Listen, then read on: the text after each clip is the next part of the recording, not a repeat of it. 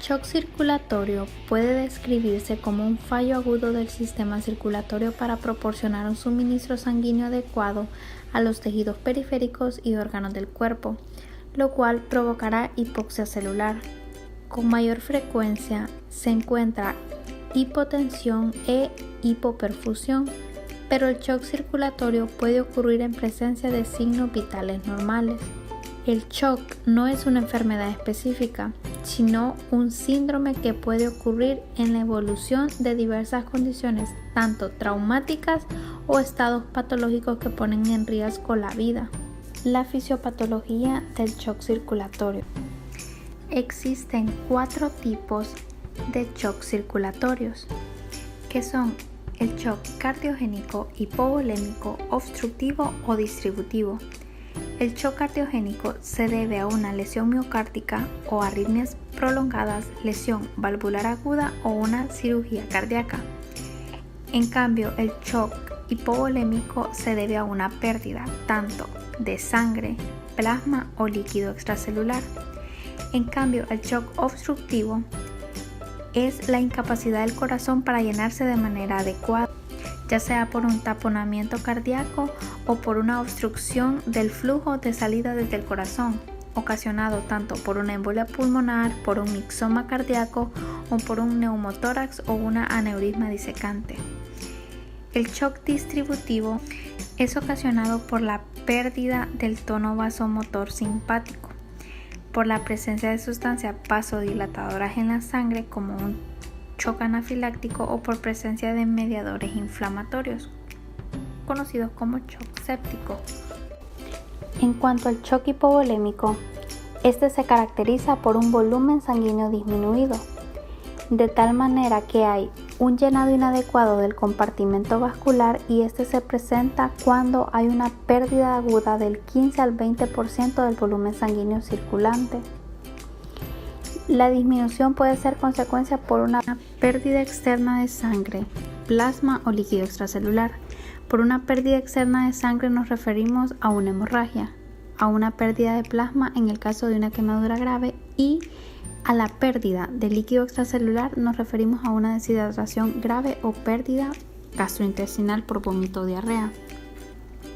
En cuanto a la fisiopatología, nosotros debemos de saber qué efecto ocurrirá en el momento que nosotros retiremos la sangre del sistema circulatorio.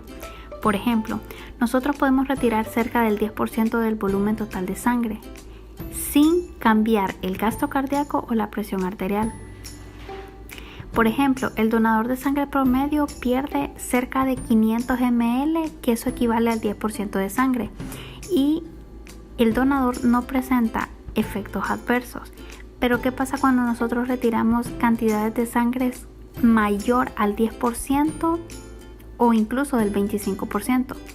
El volumen de latido disminuye, pero la presión arterial se mantiene gracias a que hay una vasoconstricción cardíaca mediada por el sistema simpático. Por lo tanto, este juega un papel importante a la hora de la respuesta inmediata de los mecanismos compensatorios. Por ejemplo, es el encargado de mantener el gasto cardíaco y la presión arterial. Una vez que ha iniciado la hemorragia, el sistema simpático va a ser el encargado de que aparezcan efectos como la taquicardia, el efecto inotrópico positivo y una vasoconstricción. La estimulación simpática no provoca constricción de los vasos coronarios y cerebrales al inicio, y el flujo sanguíneo hacia el corazón y el cerebro se mantiene.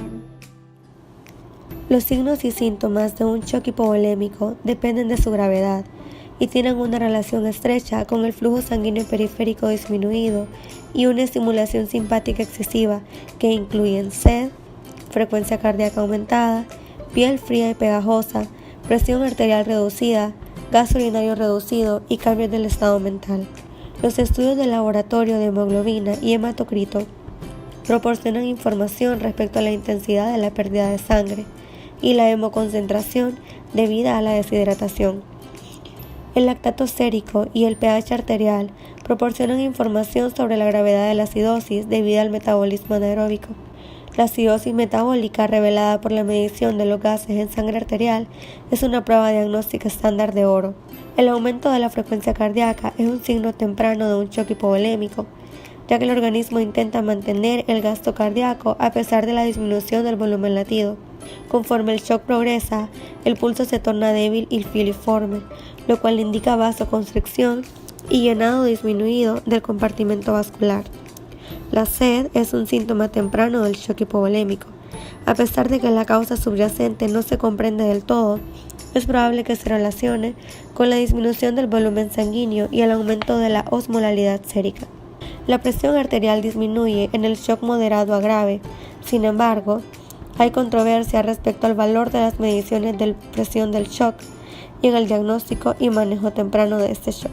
El tratamiento del shock hipovolémico está dirigido a corregir y controlar la causa subyacente y así mejorar la perfusión en los tejidos.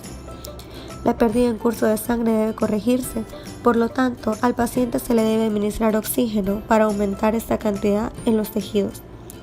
Por lo general, los medicamentos se administran por vía intravenosa. En el shock hipovolémico, el objetivo del tratamiento es restablecer el volumen vascular, y esto puede lograrse mediante la administración intravenosa de líquidos y también de sangre. También se hace uso de cristaloides, como por ejemplo la solución salina, isotónica y el Ringer lactato, que están disponibles con rapidez y son bastante efectivos. Por último, y como regla general, los medicamentos vasoconstrictores no se utilizan como primera modalidad terapéutica en el shock hipovolémico, ya que pueden ser muy nocivos para el paciente. Estos solo se administran cuando el déficit de volumen ya se ha corregido, pero la hipotensión persiste.